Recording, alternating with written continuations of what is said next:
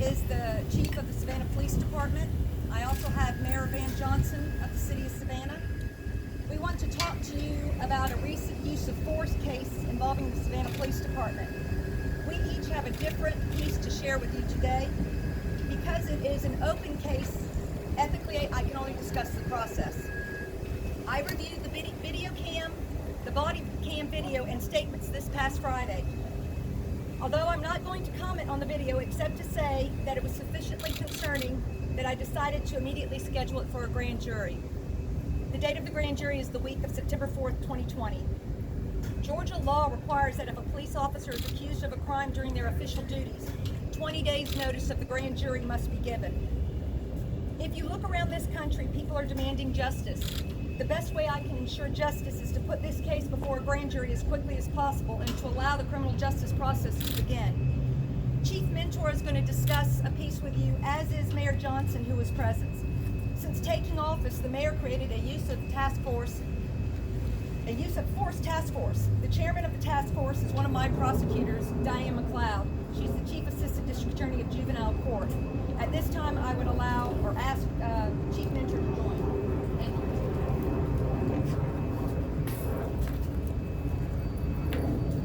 All right, thank you, Meg. Let me back up a little bit and kind of give you some context on what we're looking at in this particular situation. Back in April, our warrant squad responded to an apartment complex on Abercorn Street to attempt to locate a suspect who had an outstanding domestic violence warrant. During this investigation, 2 members of the squad reportedly violated several department policies, including our use of force policy. My office was contacted concerning this matter, and both members, a sergeant and a corporal, were immediately placed on administrative leave while an internal investigation was being conducted. At the conclusion of this investigation, I moved forward with termination for both employees. My decision was appealed to the city manager, who upheld my decision, and these employees were formally separated from the city of Savannah on July the 30th.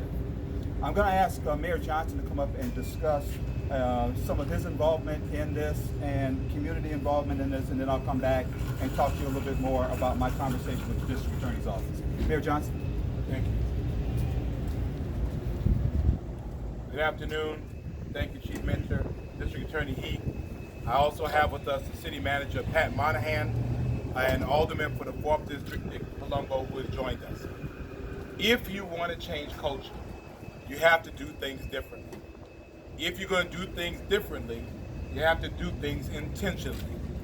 On July the 1st, 2020, I named the Savannah Citizens Accountability and Review of Emergency Services Task Force, known as Savannah Cares.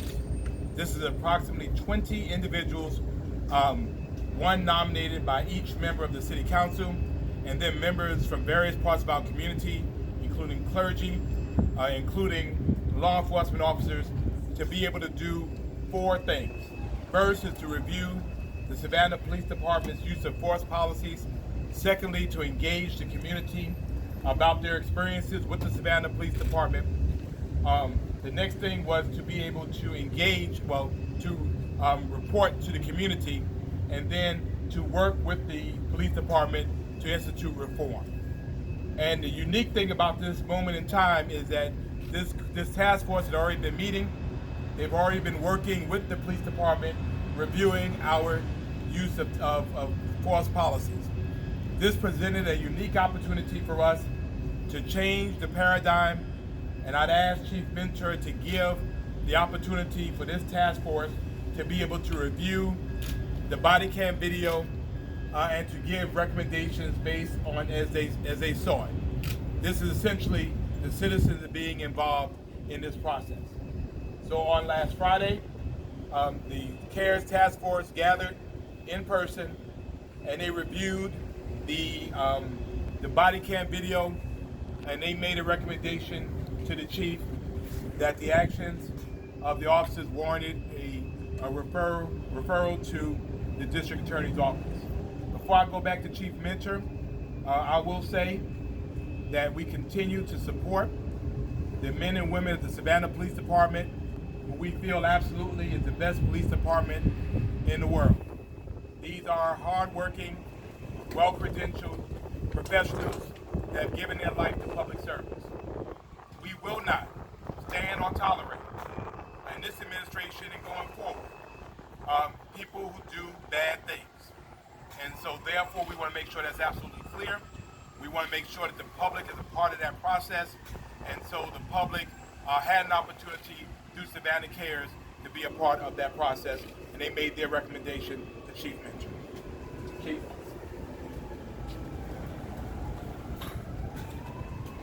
Thank you, Mayor. And as the Mayor said, a recommendation was forwarded to me on Friday by the CARES Committee for me to consider referring this matter to the District Attorney's Office for review, which was done, and it has now been handed over to, or consulting with the District Attorney's Office on this case. Let me be real clear. There were three things that really stuck out to me in terms of this particular incident. First and foremost, based on my review of the internal investigation and the video, I believe that the conduct of two members of the Savannah Police Department during this particular incident was totally unacceptable and egregious behavior on their part. The second thing is, I do not believe that their behavior during this incident is in line with our core values of the department, which is to protect, serve, and to build trust in the community. The third thing is, I do not believe that their behavior is representative of what we expect of Savannah Police Department members or City of Savannah employees or people who are charged with serving and protecting this community. So that was really the basis of me making my decision as far as moving forward with terminating these employees. And then also after looking at the conduct of these employees during this incident and receiving some feedback from members of our community, I made the decision to refer this matter to the DA's office for further review. And we open it up for any questions at this point. Chief, at any point was the GBI going to be a part of this investigation, or were they being considered to help with the investigation? The GBI was considered to assist with this investigation, but when I consulted with the DA's office about a timeline that they were looking at, we felt it would probably be best for us to move forward with conducting a criminal investigation as opposed to the GBI. That probably would have taken an extensive period of time, so we're moving forward with conducting a criminal investigation. Chief, is there any reason we're not naming these officers in this case? No, we can name the officers. Yeah, we can name the officers, and we will also provide you with a news release and also separation paperwork with the officers' names on it. Chief, what exactly are the officers being charged with? You said behavior that's not becoming of Savannah Police, but can you kind of go into what that was? Yes, yeah. Specifically, I'll go into the corporal is identified as Corporal Daniel Kang, K-A-N-G. Corporal Kang was sustained on 3 department policy violations: conduct unbecoming, treatment of others, reporting a police response to aggression, resistance, and force. Sergeant Octavio Arango was sustained on 7 department violations: supervisory responsibility, neglect of duty, conduct unbecoming, treatment of others, questions of citizens, body-worn camera policy, and non-deadly force. Chief, my understanding is this was your decision. Your disciplinary committee that you have, some of your higher-ups that are involved, said that these gentlemen should be suspended, not fired. So this is the second time now that you have overridden their decision somewhere. First, start with this case. Why this case did you flip their opinions, and then what does this say to that committee and the people that you put into positions to try to make that discipline that you now switched on their opinions twice? Well, I'm going to talk specifically about this case. And while I appreciate the recommendation that was forwarded to me to the Disciplinary Review Board, based on my review of this matter, I believe that more stronger discipline needed to be involved in this matter, especially when I looked at the totally unacceptable and egregious behavior in this particular situation. So based upon that, I made the decision that I felt was the best decision for this particular investigation. Can you make any more specifics on what you felt was egregious on what they did? Well, I think when and I don't want to get too much into their conduct because that will go into what the DA's office is specifically looking at. But I think once we're able to talk specifically about the specific elements or the specific behavior of these department members, I think there'll be a better understanding of why certain decisions were made. Will they be facing criminal charges from your office? Are you arresting them? Are you charging them with something before the grand jury comes? I think anything that has to do with criminal charges or criminal investigation will best be answered by the district attorney. Will we be able to see that video? I know typically it's after a grand jury sees it. Will that be available to the public after that, at that moment? By law, any open records is not until a case is closed. So, excuse me, I'm sorry, I forgot about that. By law, I can't. It is deemed an open file, and I cannot disperse any of the evidence in the case. We don't know if there will be a bond hearing and/or a preliminary hearing where it may or may not be shown. But I cannot, on an open case, ethically give anything out. And realistically, what are we looking at as far as a grand jury actually hearing this case? I know the judicial emergency was just extended. Will this be heard sooner? So the Supreme Court issued a judicial decree, and it's suspending all grand jury. However, there are circumstances where the grand jury can actually convene, where it is deemed that it determines it's necessary for the grand jury to consider an essential matter to the administration of justice. It determines that a delay would pose a substantial risk of harm to the public interest, and after a consultation with the chief judge and the sheriff. We have a special grand jury that has been sitting here. I believe this is a case that deems to be called. Once I confer and I have a message in with the chief judge and we agree, but I am hoping to present this case the week of September 14th for criminal consideration. Mayor, you got to see the video along with your task force. Can you give me, without obviously too many details, but can you give me your impression of what you saw and what happened in there with those officers and those suspects? I was horrified. As someone who served as a law enforcement officer and as a member of this community, I felt personally that it was absolutely inappropriate, and I felt as a human resources professional that the chief's actions were absolutely appropriate. And then having a community group of folks from all over our community to also review it and to feel that this rose to the level that an additional level of review was appropriate, I agree with the recommendation. Chief, just going to ask you, Chief, if the review board, this task force, if they wouldn't have come to you with this recommendation to bring it to the DA, would you have anyway? I'm sorry, can you repeat your question? Sorry.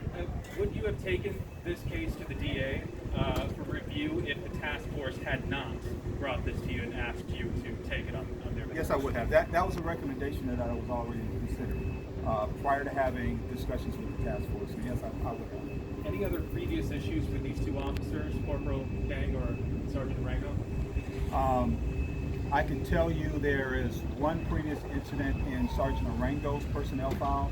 I do not believe there was any prior discipline in Corporal Kang's personnel file. Chief, do you know how long they've been on the force? I believe Sergeant Arango was right at 15 years, and Corporal Kang was right about 8 years. Is there any concern that when you have the public get this deeply involved, not saying that the use of force task force isn't necessary, but to have them watch video even before a jury gets to it, a judge gets to it, a grand jury gets to it, is there any concern of some sort of tampering or some sort of issue with that when they see it first and that it could get out in the community before it becomes that way? First of all, I think it's important to note that this was a unique moment in time. Secondly, that the chief did not have to allow the task force to review it, and I thank the city manager and the chief for allowing this process to happen. It was something that they're doing in real time. We had each member of the task force sign a confidentiality agreement that is fully enforceable, because we recognize that they would be seeing things that may not be generally available to the general public. So the confidentiality of that was important, and so they've all signed it. Everybody reviewed it, and to date I have not heard of any breaks in that confidentiality agreement. Is this going to be something that's more regular? This task force may be deeper involved even before we get to this point for grand jury? I think we have to talk about it. I think that in this case, again, we're talking about incidents like this happening across the country. We just found this weekend about an incident in Waycross that occurred. I mean, we have to do differently. We have to be able to back the blue. We have to be able to support police, but then we have to be able to condemn people who do wrong things. and condemn those actions. And I mean, we have officers that do great things, but when they do bad things, we have to be just as quick to be able to condemn those things. And so this is our hope that maybe we might be able to formalize that into some sort of process. The SOP of the police department already allows for some part of public review, and I'm hoping we can integrate something like this in the process.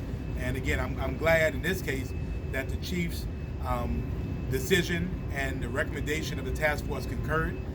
Fully, we recognize going into this that at the end it was the chief's decision one way or the other.